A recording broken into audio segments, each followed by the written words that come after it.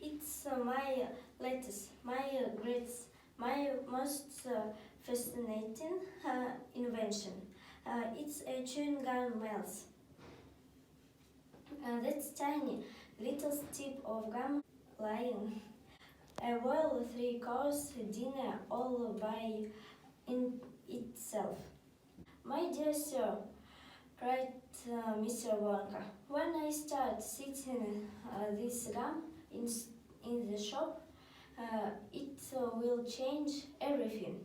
It will be the end of our kitchen and all cooking. No rubbish, no mess, just a little strip of Wonka's magic chewing gum. This piece of gum I've just made happens to be tomato soup, roast beef, and blueberry pie. If you were to start chewing it, said Mr. Wonka, then that is exactly when you would get on the menu.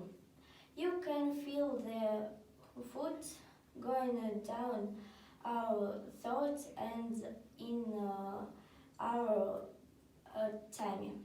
It's impossible, said Veruca Salt. Just so long as it's a piece of gum, and I can chew it then there for me. And quickly she took her oven world record piece of chewing gum out of her mouth and stuck it behind her left ear. Now Wallet, said Mr. Burgett, her mother, don't let's do anything silly, Violet. I want the gum, Violet said. What so silly?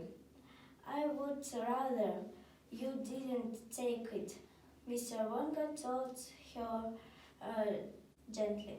Stop, said Mr. Wonka. The gum isn't ready. Yet it's not right. Of course it's right, said Violet. It's very beautiful. Spit it out, said Mr. Wonka. It's changing, shouted Violet. The second course is coming up. It's roast beef. The baked potato is marvelous too. Keep chewing, baby, said Mr. Burgard. Keep right on chewing. Everybody was watching Violet Beauregard as she stood there chewing this extraordinary gum. Mr. Wonka was wringing his hands and saying, No, no, no, no, it isn't ready for eating. It isn't right. You mustn't do it. Blueberry pie and cream, shouted Violet. Here it comes. Yes, I'm chewing and swallowing a great big spoonful of the most marvelous blueberry pie in the world.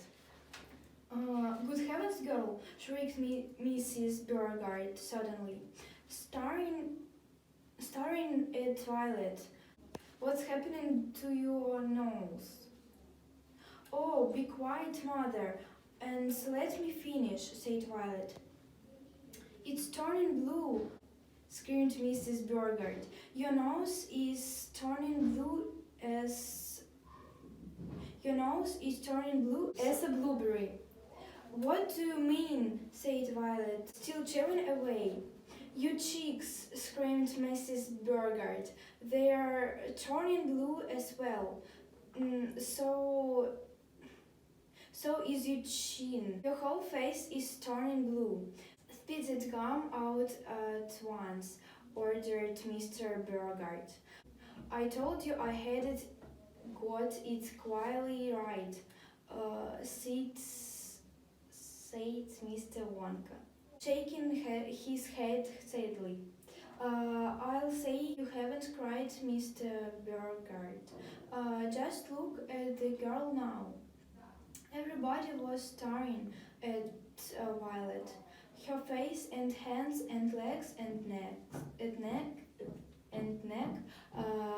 In fact, the skin all over her body had turned a brilliant purplish blue, the color of blueberry juice.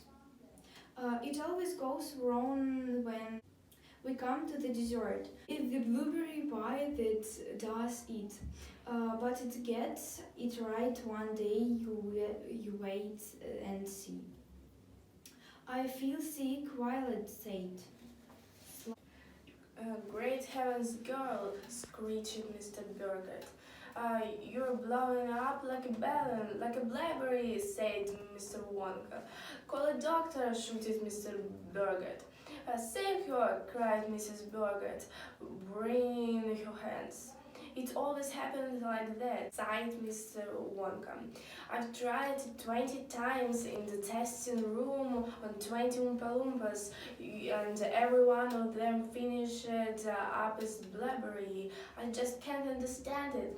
Mr. Wonka clicked his fingers, and 10 Oompa Loompas appeared immediately at his side. Roll Miss Burgett into the boat, he said to them, and take her along to the juicing room at once. The juicing room? Cried Mr. Burgett. What are they going to do her there? Squeeze her, said Mr. Wonka.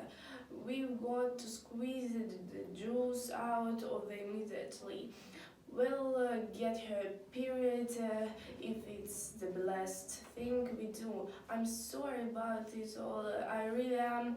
Already the 10 Oompa Loompas were rolling the enormous blueberry across the floor of the waiting room towards the door that led to the chocolate river where the boat was waiting.